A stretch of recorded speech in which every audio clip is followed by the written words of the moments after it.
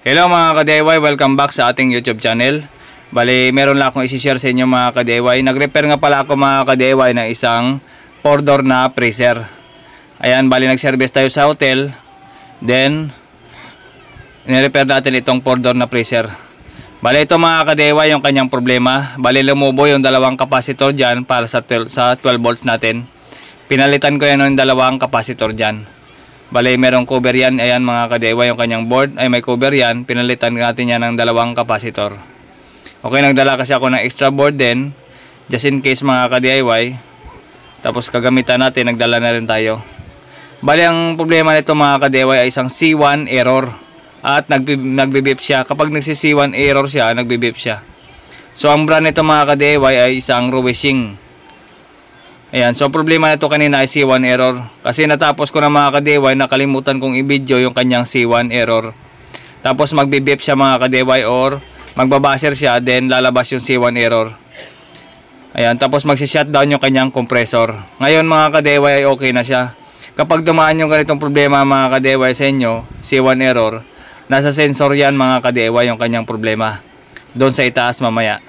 Ito mga ka-DIY, yung unang hahawakan ko dyan, ito yung nawawala-wala yung resistance. Kasi na-reading ko dyan 10k ohms tapos mawawala, then nandyan na naman siya. Pero itong kabila ay stable yung resistance dyan. Bali, dalawang sensor yan, yung itim at saka puti na sakit. Bali, yun ang connection papunta dun sa loob, dun sa pinaka loob ng ating freezer, dun ang connection yan. Bali, yung itim na yun na sakit, yung unang tinuro ko, yun ang walang reading. Nagkakaroon ng reading pero nawawala. Ayan mga ka-DIY, yan yung pinalitan ko na capacitor 470 by 25. So 12 volts yan mga ka-DIY, 12 volts yung dumadaan sa capacitor na yan. Pag 25 volts, ibig sabihin yan 12 volts yan supply. Dalawang buntis na capacitor, pinalitan ko yan.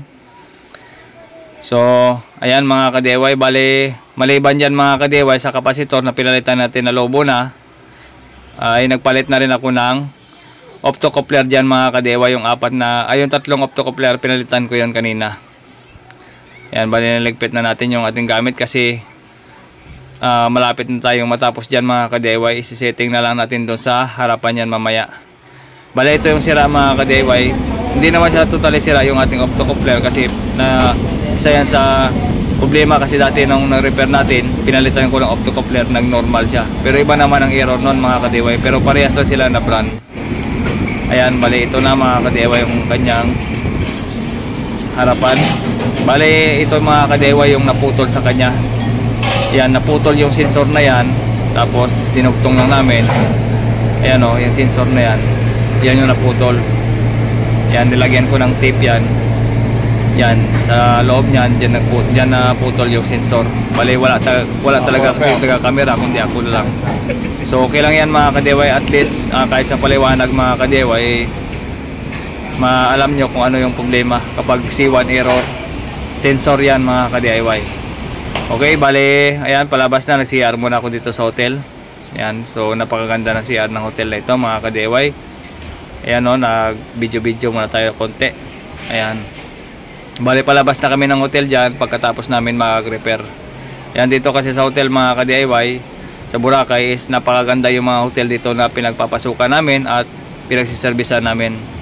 Bali, nagre-repair kami ng rep, aircon at saka TV at saka kahit anong appliances mga ka-DIY, mga coffee machine. So hanggang dito lamang mga ka-DIY at maraming salamat. Paalam, bye bye.